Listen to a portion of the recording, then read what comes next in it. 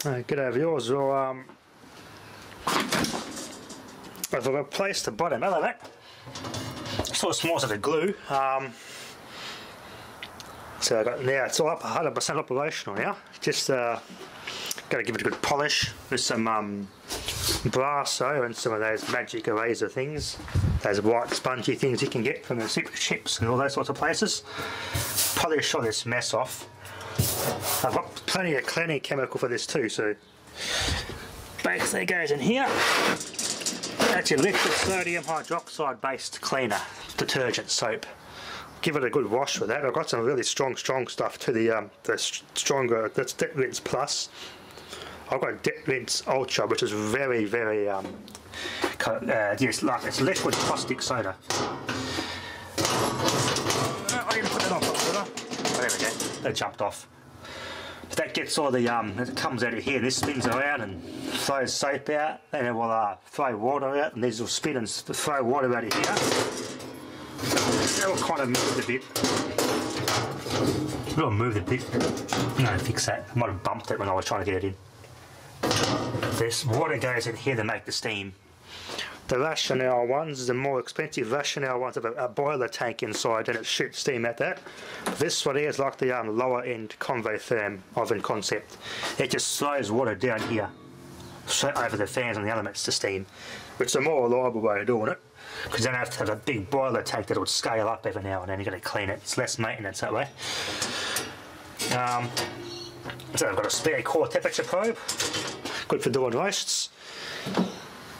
It all works. It's all 100% now. I've just got to fix up the connection to the internet. I've got all my apps for this thing. Hear the fan in there. It's a computer. But I've got all the apps for this thing and the recipes ready to go. So when I connect this thing to the internet, I can use my phone. And I'll be able to go on my little phone here on the Unox app. Unox or Unox. Data-driven cooking, and this connects to the brains of the oven, and you can once it's connected to the internet, I can be able to go on here, look up the recipe, flick it to the oven, literally go tink, upload, send it to the oven, and it goes to the oven. My Wi-Fi is kind of crappy, so it's going to be a bit slow. So you can, there is a Wi-Fi module available for this, but I just go with hard wiring, more reliable. Or if you live out in the middle of nowhere, you can go with a SIM card based communications. And there's also gas versions of this available, so you can run this off a little solar inverter. Let's go to my little Chef Unox. It's loading. Chef Unox, see if the pen works. The pen normally goes in here, but it's missing.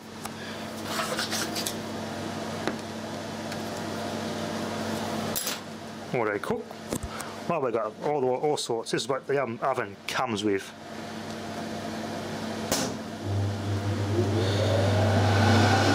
Plate regeneration, like your microwave oven, it'll reheat your food.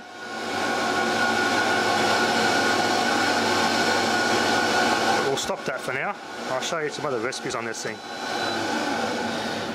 Ready to cook, steam, combi or grilling, miss and place. My menu, nothing in there yet. Create your own, set your own. Basically, they would have used this just specifically a site-specific recipe out of a book, not anything programmed into here. Most places will have their own sort of set menu, and they'll cook according to that. If you want to get real within the Unox world, they've got their own recipes, but that's for different specific places. Depends on the restaurant. Fakiro grill. I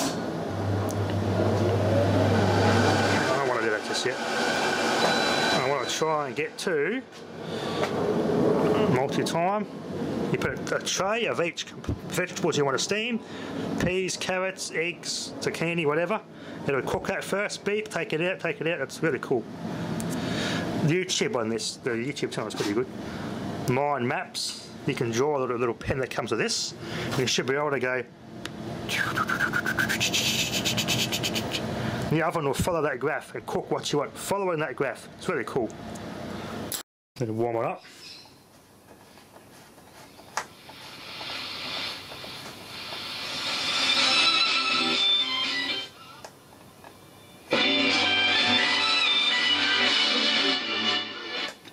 valves like that, push-pull configuration, I'm pretty sure it is. That speaker, that's a 12-inch speaker, it is loud. It performs very, very well. It was refurbished by a place called Resurrection Radio in Melbourne. It's got 1, 2, 3, 4, 5 caps replaced. I could probably substitute test these valves too with some of my other valve radios, see how good they are. This thing performs very, very well. It's a high sensitivity receiver too, with a good aerial. And if you're not living in like too close to any RFI interference, which a lot of places in town are nowadays, this thing will pick up a lot very good, especially at night time. Half a dial marking just scratched off unfortunately, but the bloody dial glass there actually fell out during transportation and cracked in half. So if I can try and source another one somewhere, or a reproduction one would be nice. I've got the documentation for this too, just got to print it off. But yeah, very good performer. Some records there. Oopsies. Well, that was not feeding me. That wasn't very smart, was it? Knocking things over. Maybe listen to some Meatloaf for that later on. There's more records I didn't have a chance to listen to. These are Neil Diamond. This is their ones, so not mine. These aren't mine. The Gaylords. A lot of classics. Bobby Dazzler, I've got that. That was very common. This is very. I still see a lot of these copies around in the antique shops. Very popular album or compilation. Thunderball. Oh, the original soundtrack from the early, one of the early 007s. Classics. Proper classics. There's probably other non-relevant stuff. Model 1167. There we go. There's some documentation from Radio Museum, or Resurrection Radio, the place that fixed it. There we go, it was a price they quoted to fix it. Wonder if that included shipping. But they do eBay as well. I think they sell parts on eBay as well, this mob. I've heard of them. That's just off a CD. Yeah, I don't know what that's doing in there, CD polisher. This is there we go, 6A and 6 and 8, 12AX7, 2 6M5s and a 6V4. There's how you do it all there. Your instructions, which I'll print off some documentation with the schematic and everything for their records. Tells you the year it was drawn in 1957, I think, or 53. The first drawing for the schematic for this model particular was drawn, and it was approved for production about a year later. She works quite well. Works very well. Anyway, just needed a bit of love basically. It's just sat unused for a while, and everything was just all stiff and everything, and just needed a lot of love. Ooh, what here? We've got some. Oh, Cole Elliott. This guy's funny. Most of the stuff, jokes, Kevin Bloody Lawson is just a copy of Cole Elliott. You can't help laughing. More Cole Elliott. I'm going to have to save these. I think I'm going to record it on some cassettes. I'm going to get some blank cassettes out and just start taping these onto some cassettes. This guy's funny as. Because they were fans, and these are actually signed by Cole Elliott. They've actually seen him perform. These are his actual signatures. So, yeah, he actually signed these personally. I think I've got this one. Hey, you bloody mug.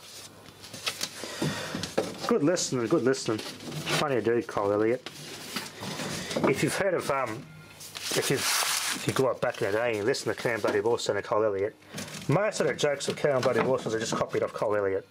But Cole Elliott was the original guy. Funny as. Australian comedian, for those you don't know. But anyway, got some of this I can listen to on here, and even Boney M I can listen to on here. These are my personal ones.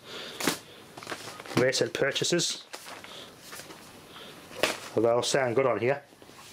Anyway, I'll shut that off now. I don't have any royalty-free records, or I'll have to dig out my AM radio tuner and put some royalty-free music on this thing and do a YouTube video on it playing. It's the only way you can do it without getting in trouble nowadays. But it's 99% done. Just got to put all the record changer back together and give it a run, let it play a few records just to free itself up a bit. Because as I said, it was set unused. So this is all did to work properly, stiffened up. Anyway, thanks for watching.